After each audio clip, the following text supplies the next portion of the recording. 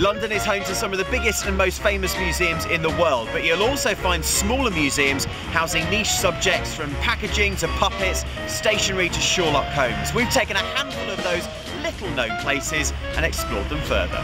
To start with, we're visiting the institution that is the Bank of England. Established all the way back in 1694, there is a huge amount of history in that building there behind me, so it's no surprise that the Queen back in 1988 should open a museum here, and the best bit is it's absolutely free. You can learn about controlling inflation and interest rates, walk around an exact replica of an 18th century stock office.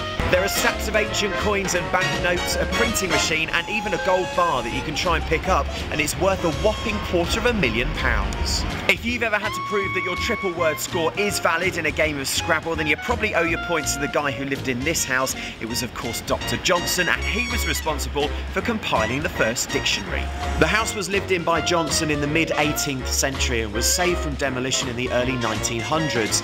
Preserved to how it would have been in his time, the house also holds the first additions to the dictionary, as well as, quite randomly, a brick from the Great Wall of China. When a man is tired of London, he is tired of life, a well-known quote coined by the man who lived inside this house. Onto the Hunterian Museum on Lincoln's Inn Fields. It reopened in 2005 after a massive refurbishment. It's free to enter and has one of the oldest collections of anatomical and zoological specimens in the UK. Based on a collection by the surgeon John Hunter, there are more than 3,500 fossils, paintings and specimens, including a 7-foot skeleton of an Irish giant, Winston Churchill's dentures, a spooky display of a child's blood vessels, and you can even have a go at keyhole surgery.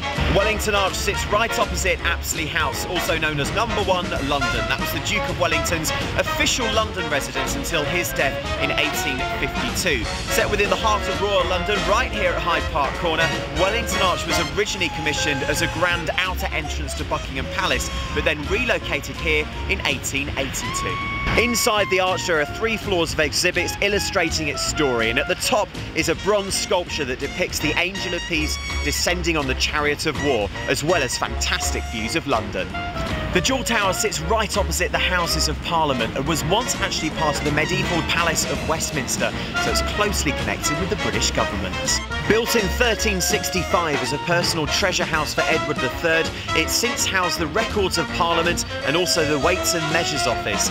With architectural interests including a 14th century ribbed vault, this museum tells the story of Parliament in a building steeped in history. So there you have it. London is of course home to some of the biggest and most impressive museums in the world, but if you're looking for something a little bit different and want to learn about the capital's achievements in smaller surroundings, why not head to one of those little known places?